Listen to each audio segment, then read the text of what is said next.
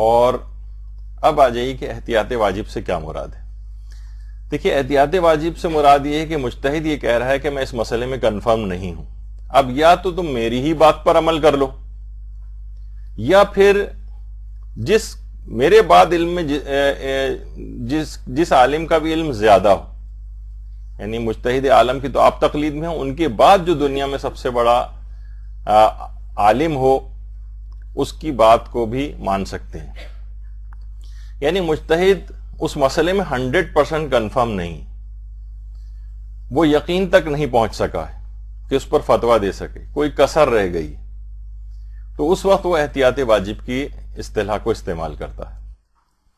اچھا، یہ مجتہد اس کا لفظ استعمال کرتا ہی کیوں ہے، کب کرتا ہے؟ دیکھیے، اس کی بہت ساری وجوہات ہیں جو ابھی ظاہر بیان نہیں کرنا ہے۔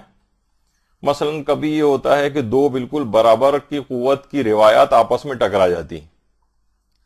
یعنی ایک روایت کچھ کہہ رہی ہے اور دوسری اتنی ہی قوت کی روایت کچھ اور کہہ رہی ہے۔ اچھا، کبھی یہ ہوتا ہے کہ جس مسئلے کو وہ ثابت کرنا چاہ رہا ہے اس کے دلائل اس کے پاس مکمل نہیں ہوتے، کبھی کوئی راوی کا مسئلہ آ جاتا ہے، کبھی وہ جس نتیجے تک پہنچ رہا ہے مجتہد، قول مشہور اس کے خلاف ہے، یعنی دیگر مجتہدین کی ایک بہت بڑی تعداد نے اس کے برخلاف فتویٰ دیا ہوا ہے۔ اب وہ یہ کہتا ہے کہ بھئی احتیاط واجب ہے کہ عمل کر لو، میری سمجھ میں تو یہ آ رہا ہے، اس کے بعد اگر کسی اور مجتہد کی طرف رجوع کر سکتے ہو تو وہاں بھی تمہیں اجازت ہے۔ کبھی ایسا ہوتا ہے کہ اس کے رائے اور فتوے کے مقابلے میں مجتہدین کا اجماع ہو جاتا ہے۔ خیر، اب اس کے اندر بہت زیادہ تفصیل میں فی الحال نہیں جانا ہے کہ جب مجتہد 100% کنفرم نہیں ہوتا کہ وہ یہ کہہ سکے کہ حکم خدا ہے، تو وہ احتیاط واجب کی اصطلاح کو استعمال کرتا ہے۔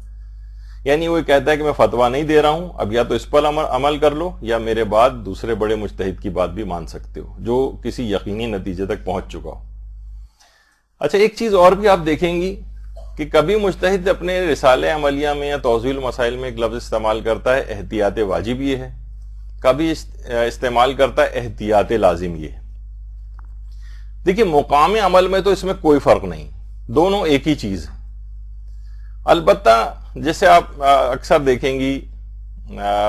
توضیح المسائل میں، کبھی وہ لکھتا ہے واجب یہ ہے، کبھی لکھتا ہے لازم یہ ہے۔ تو عام طور پر اس کے یہ معنی ہوتے ہیں کہ اگر مجتہد اس فقہی مسئلے کو قرآن و حدیث سے نکال رہا ہے تو کہتا ہے واجب یہ ہے، اور اگر کسی فقہی قاعدے اور قانون سے اس مسئلے کو اخذ کر رہا ہے کہ کوئی فقہی قانون ہے، کوئی فقہی قاعدہ ہے، تو وہاں وہ اس بات کی نشاندہی کرنے کے لیے لکھ دیتا ہے کہ لازم یہ ہے کہ اس کو کیا جائے۔ ایک عمومی سی میں نے ایک بات بتائی، اور لازم میں مفہوم اور زیادہ وسیع ہو جاتا ہے، اور اس کا اطلاق علماء کہتے ہیں کہ غیر احکام تکلیفی پر بھی ہوتا ہے۔ خیر، اس کو ابھی چھوڑیے۔ تو بعض اوقات یہ ہوتا ہے کہ لازم کی مخالفت سے ہو سکتا ہے صرف عمل باطل ہو لیکن کوئی گناہ نہ ملے۔ بہرحال احتیاط واجب اور احتیاط لازم میں عملی اعتبار سے کوئی فرق نہیں ہے، یہ آپ بس دماغ میں یاد رکھ لیں، اتنا کافی ہے۔ جہاں احتیاط واجب آ جائے، احتیاط لازم کا لفظ آ جائے، دونوں ایک ہی